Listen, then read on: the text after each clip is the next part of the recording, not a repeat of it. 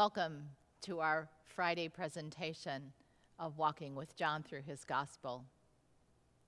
I'm really hoping that you're encouraged by your participation, that sometime during the day your intention has just kind of snuck up on you, and that there's depth and meaning to this little bit of time we have to spend together each day.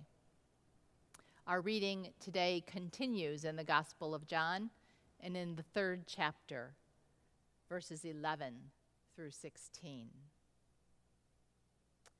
Very truly, I tell you, we speak of what we know and testify to what we have seen. Yet you do not receive our testimony. If I have told you about earthly things and you do not believe, how can you believe if I tell you about heavenly things? No one has ascended into heaven except the one who descended from heaven, the Son of Man. And just as Moses lifted up the serpent in the wilderness, so must the Son of Man be lifted up, that whoever believes in him may have eternal life. For God so loved the world that he gave his only Son so that everyone who believes in him may not perish, but have eternal life.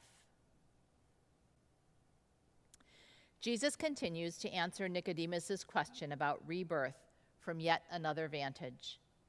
Jesus tells Nicodemus that the answer to his question will require him to grasp heavenly things, and that even though a teacher, he has failed to grasp even Jesus' earthly truths. If we don't believe what we and others see Jesus working on earth, we cannot take the next step of understanding what Jesus promises of heaven. The proof, Jesus seems to tell Nicodemus, will be when the Son is lifted up and he believes that he is God's Son. That is what is rebirth. That is what is eternal life. John tells us in verse 16, everyone who believes is born from above, reborn, and will have eternal life. It seems that our reading is an invitation to think about, or maybe even list things that we have not seen and yet we believe. We can start with things that are simple. I've never seen the snow on top of Mount Kilimanjaro, and yet I believe it is there. And I've never seen the creatures who live in the utter blackness of the deep, and yet I believe they're there. Those are just the beginnings of what we believe, having never seen.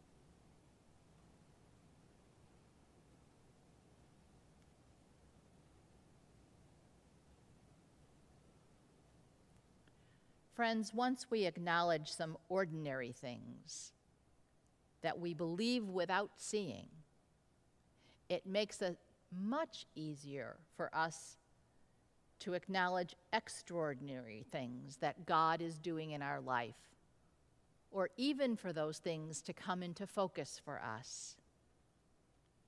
We can train ourselves to see deeper than the surface. We can train ourselves to see higher than the mountaintop. So our intention for today is simply this. We ask the Holy One to answer our heart's desire to know what He is birthing in us, in those we love, even in the world.